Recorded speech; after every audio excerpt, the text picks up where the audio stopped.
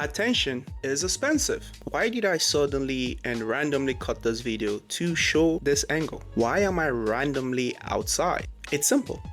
I want your attention. The reason people make little micro edits in their videos is because our attention span is in the mud. In the early internet days, before the oversaturation of social media apps and content monetization, it was a lot easier to retain attention. But now it's an ongoing struggle and competition to keep your audience captivated. And unfortunately for Man United fans, Manchester United as an institution creates buzz. There's a reason why a journalist once told Ten Hag that Manchester United in crisis is good for business, because that name creates buzz and you can get clicks and attention from the fan. This means there will be a lot of noise, especially during the summer transfer window. Fans will find it difficult to be able to pinpoint what is true and what is not. And if you have been paying attention to the recent transfer news and the transfer market, you must have seen or at least come across a whole bunch of conflicting reports. It's no longer about facts, it's all about trendy phrases and clickable headlines with Manchester United attached. Official, breaking, alarm emoji, just to be followed by the same old recycled news that you saw the day before. It's all a grift, but as Manchester United fans, what choice do we have? You have to watch, you have to click it, you have to go on these pages, because among all the clout chasing pseudo journalism out there, there are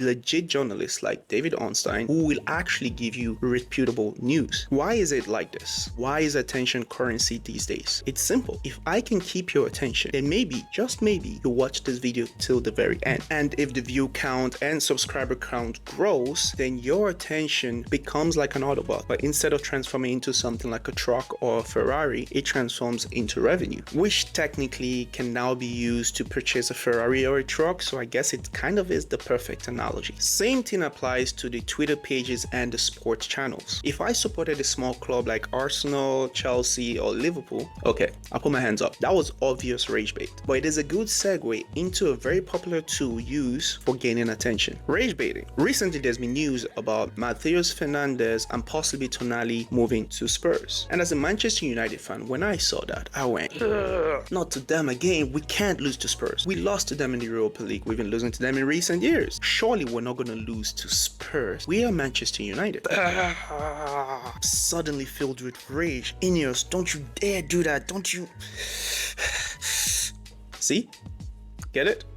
Now you really want this player to be signed. If we pay attention to the noise and apply pressure on social media, maybe the club does give in to West Ham demand, which also begs the question, who is really putting this news out there? And who exactly does this attention benefit? Because attention can affect transfer deals the same way a lack of attention can affect transfer deals. I mean, Spurs is now in the conversation. There's no way we're going to lose to Spurs, right?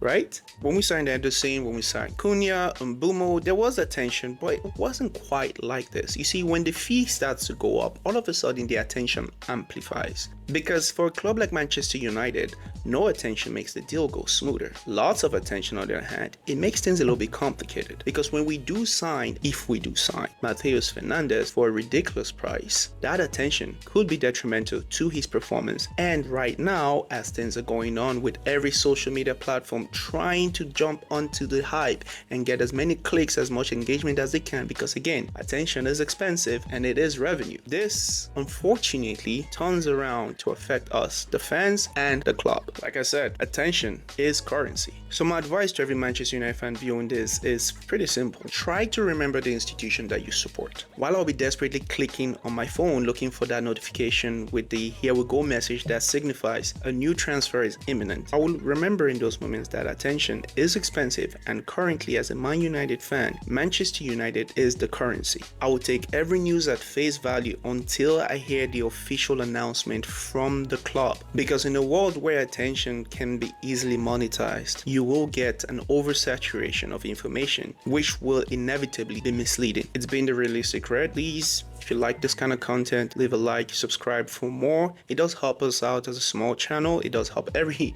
small YouTube channel grow. Also, let me know what you think about the recent transfer buzz surrounding the club in the comment section below.